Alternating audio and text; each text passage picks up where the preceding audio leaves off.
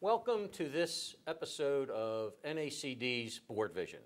Today I'm here with Jim Liddy, Vice Chairman Audit of KPMG, to talk about their recent private company survey.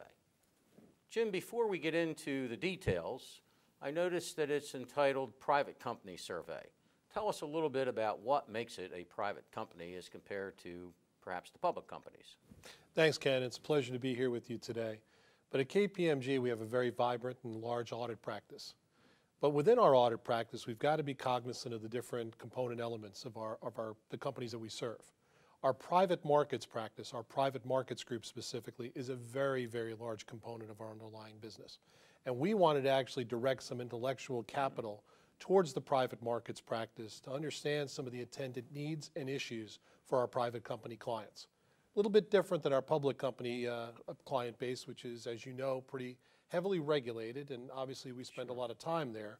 But we wanted to devote some special attention to our private markets group practice and try to identify and articulate some of the needs and attendant issues of those companies. Terrific. Well, the private company business isn't really new for you fellas, is it? I mean, you've been doing this for quite a while, haven't you? Absolutely. As I said, our private markets practice is pretty large at KPMG. We are very proud of our record of serving private companies. But again, we recognize that private companies are not public companies. Right. And there's different needs, there's different issues, there's different ways of looking at the business. And certainly from our vantage point as auditors, there's different ways of approaching private companies and meeting their needs and their expectations. Well, that sure makes sense to me.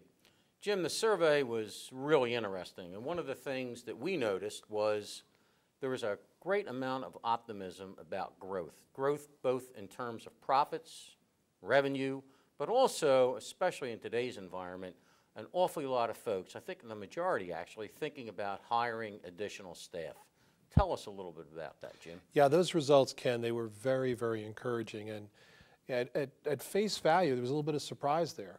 But when you delve into the responses themselves and you talk to some of the folks that participated in the survey, you get that clear sense of optimism.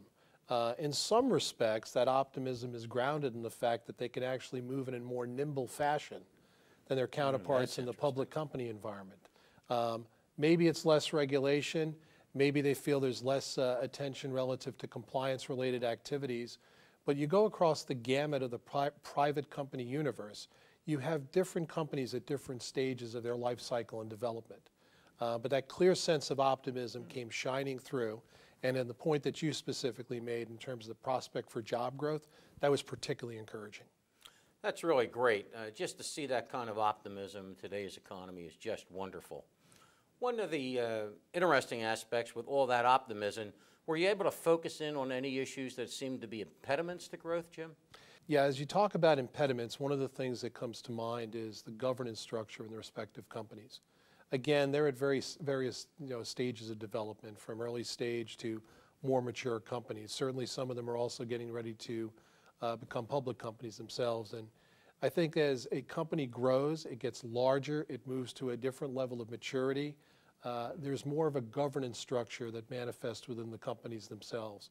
There is some question as to whether or not management attention will be more focused on governance, risk, compliance, et cetera, and less on the markets and the products and services that are being offered to the markets. So I wouldn't necessarily call that impediments per se, but again, I do think as a company reaches a different level of maturity, there are other considerations from a strategy and a governance perspective. That structural matter is really important and interesting to me. I noticed that about 4 out of every 5 had an audit committee.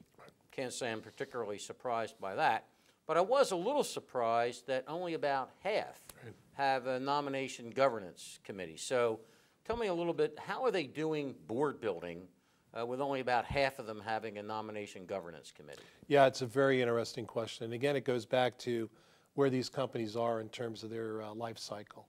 And you can also appreciate in a number of situations, private companies, there's a lot of family partnerships and a lot of family management teams that manage these particular companies. So they're at various stages of maturity. And I do think from a board building perspective, you've got to look across the gamut of issues. What are their product? What's the product that they're offering to the market? What geographies are they doing business in? What's the level of maturity within the company? How does you get the intersection of strategy and execution? How does that come together? So while they do have audit committees, there oftentimes can be questions about whether or not you are getting the multidisciplinary competencies that you'd like to see in the board environment. Well, that is really a challenge, and I've heard that from many private company entrepreneurs as well as board members. Jim, I think we can all agree that there are some discernible differences between public company directors and private company directors, and for some very valid reasons. So if you were a private company director, give me the 2 or 3 takeaways that I should have after I've reviewed your survey. Yeah, I think it really comes down to people and perspectives. I think when you look at the survey, the sense of optimism, the prospect for job growth, also the nimbleness in which a private company can operate, I think you've got to step back and you've got to look at how the people shape the practices of the companies themselves, and what does that tell you about their ability to compete in the marketplace, whether it be nationally or multinationally. But you've also got to bring perspective into play. Obviously, we've got a rapidly changing and evolving economy. You've got the impact of social media and other technology initiatives and stuff. And you've got to step back from a board perspective and ask the question, do you have the right perspective to compete today, but as importantly, to be competitive tomorrow? Jim, we talked about the differences and some of the similarities between private companies and public companies. When KPMG is going in to do an audit, public versus private, are there differences in the approach between the two?